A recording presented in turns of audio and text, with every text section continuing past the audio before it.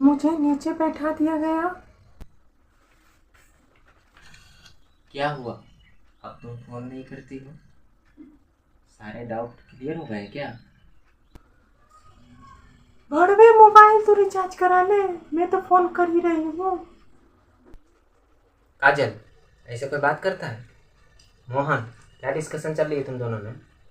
कुछ ज़्यादा नहीं सर, इसको फिजिक्स में ग्रेविटी समझ में नहीं आती है, इसलिए हम दोनों रात के 2 बजे तक डिस्कशन करते हैं फिजिक्स को लेकर। हाँ तो?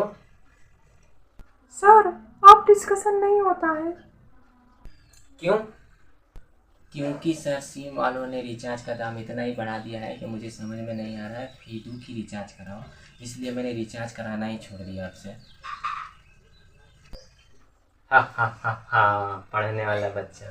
अब तुम आसानी से अपना मोबाइल रिचार्ज करा सकते हो, वो भी बस बहुत कम दामों में। जितना का तुम मुझे 1 महीना का फीस देते हो, उतना का तुम 10 महीना का रिचार्ज करा सकते हो। क्यों सर? सिम वालों ने नया ऑफर निकाला है। नहीं, इंडिया का अब अपना बीएसएनएल सिम वापस आ गया है, वो भी एक्सक्लूसिव ऑफर के साथ। तो जाओ अपने सिम को बीएसएनएल में पोर्ट कराओ और रात के 12 बजे तक डिस्कशन करो। अभी मैं छुट्टी के बाद अपने मोबाइल नंबर को बीएसएनएल में पोर्ट करा के एक्सक्लूसिव ऑफर का मजे लूँगा। क्यों सर? रात के 12 बजे तक ही क्यों? 2 बजे तक क्यों नहीं हम डिस्कशन कर सकते हैं? क्योंकि उस समय भूत के जागने का समय होता है। देखो स्टूडेंट, आज हम पढ़ने वाले हैं एलिमेंट्री फिनोमेना ऑफ इलेक्ट्रोस्टैटिक, जिसमें हमारा सबसे पहले टॉपिक है इलेक्ट्रिफाइड ऑब्जेक्ट। तो इलेक्ट्रिफाइड ऑब्जेक्ट किसे कहते हैं? An object which gets such an ability to attract others due to rubbing. Sir, इसे आप थोड़ा अच्छे से समझा सकते हैं? हाँ जरूर, क्यों नहीं। ये है हमारा एक ऑब्जेक्ट, इसको हमने इससे रब किया, तो इसने क्या किया? अपने आसपास के पार्टिकल्स को अपने तरफ अट्रैक्ट करने लगा, तो इसलिए हम इसे इलेक्ट्रिफाइड ऑब्जेक्ट कहेंगे। सर, अगर रबिंग के बाद भी अट्रैक्ट नहीं किया तो क्या होगा? उसे क्या कहेंगे? तो उसे हम इलेक्ट्रिफाइड ऑब्जेक्ट नहीं कहेंगे। जो ऑब्जेक्ट रबिंग के बाद अपने आसपास के पार्टिकल्स को अट्रैक्ट ना करें, तो उसे हम इलेक्ट्रिफाइड ऑब्जेक्ट नहीं कहेंगे। ठीक है सर। ठीक है सर।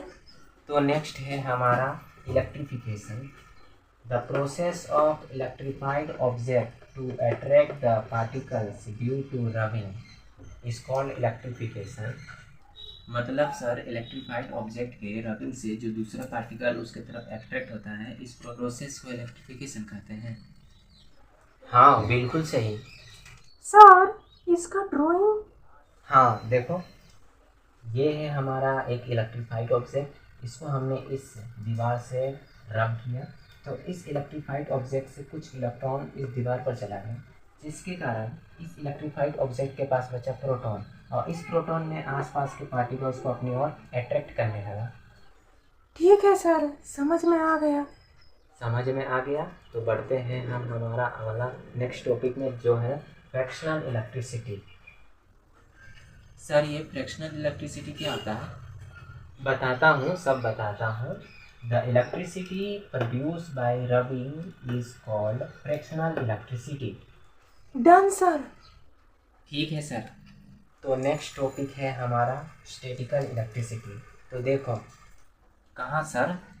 मेरा मतलब पढ़ने पर ध्यान दो। Statical electricity, fractional electricity can not move from one place to another place, that called statical electricity.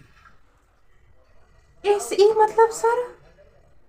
S E मतलब स्टैटिकल इलेक्ट्रिसिटी। मतलब सर, इलेक्ट्रिफाइड ऑब्जेक्ट में हम इलेक्ट्रिफिकेशन के द्वारा जो इलेक्ट्रिसिटी प्रोड्यूस करेंगे, उसे हम किसी और ऑब्जेक्ट में हम ट्रांसफ़र नहीं कर सकते हैं। बिल्कुल सही। ऐसा क्यों सर? इसके लिए हमें सबसे पहले इलेक्ट्रिक चार्ज पढ़ना पड़ेगा। तो सर, इलेक्ट्रिक चार्ज का क्या फिनोमेना है स्टैटिकल इलेक्ट्रिसिटी पर? हाँ सर, क्या फिनोमेना है सर?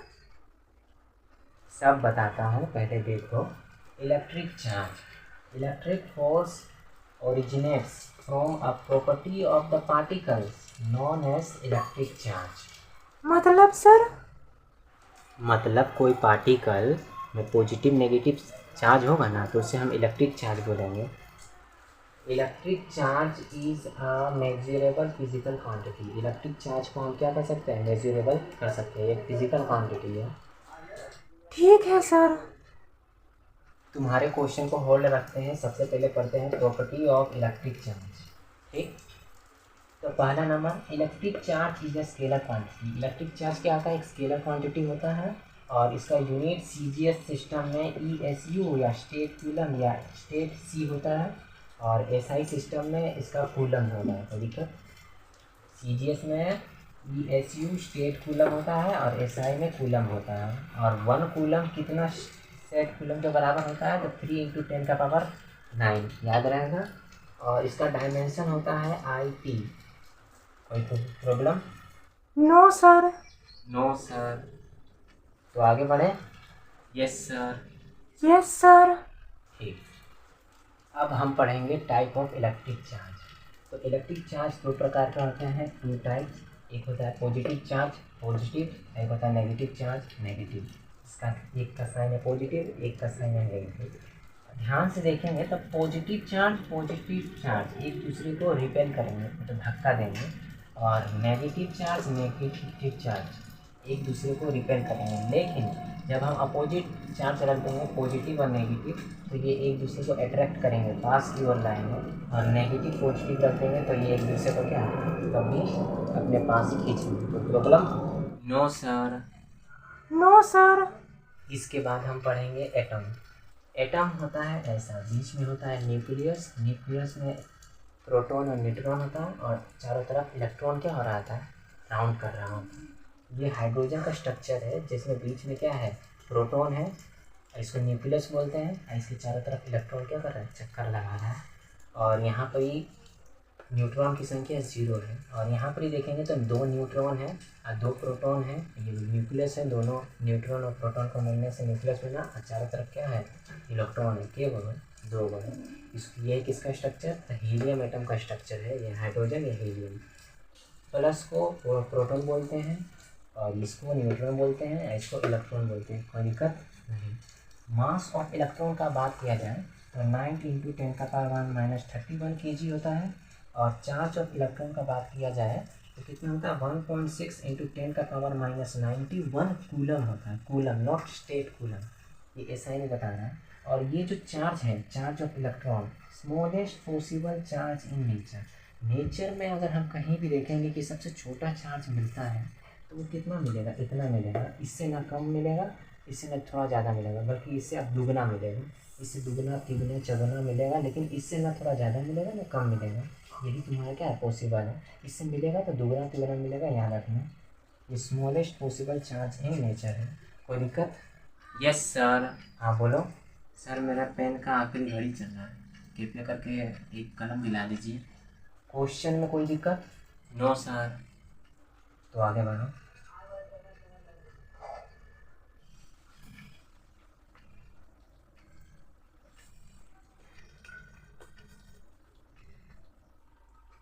नेक्स्ट टॉपिक पर ध्यान दो। नेक्स्ट टॉपिक है क्वांटाइजेशन ऑफ चार्ज।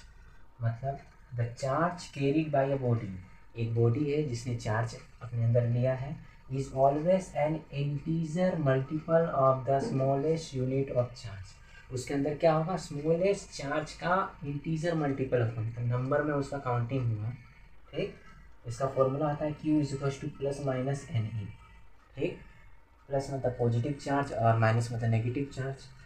तो यहाँ पर Q है क्वांटाइजेशन ऑफ चार्ज, N है नेचुरल नंबर, E है चार्ज ऑफ इलेक्ट्रॉन, यही छोटा होता है ना, और इसका चार्ज होता है 1.6 × 10⁻90 कूलम। तो नेक्स्ट टॉपिक है principle of conservation of charge. Sir बाहिर कर देंगे क्या सर? वो माफ़ कर देना, मुझे लगा कि मैं ज़ोर से बोलूँगा तो मुझे को अच्छा समझ में आएगा। नहीं सर, आप धीरे से ही बोलिए, मुझे सब समझ में आ रहा है। ठीक है। Electric charge can neither be generated और nor be destroyed. Electric charge को हम ना जनरेट कर सकते हैं, ना ही हम उसको बर्बाद कर सकते हैं। It also transfer from one body to another body, ये एक बॉडी से दूसरे बॉडी में जाता है। कोई प्रॉब्लम?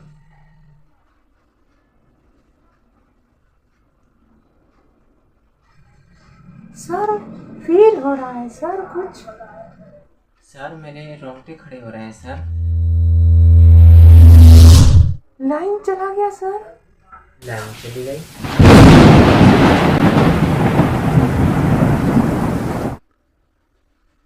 सर मर गए क्या सर? चलो छुटकारा मिला, अब नहीं मिलेगा पढ़ाई करने को। सर आप जिंदा हैं? मुझे पढ़ाना है।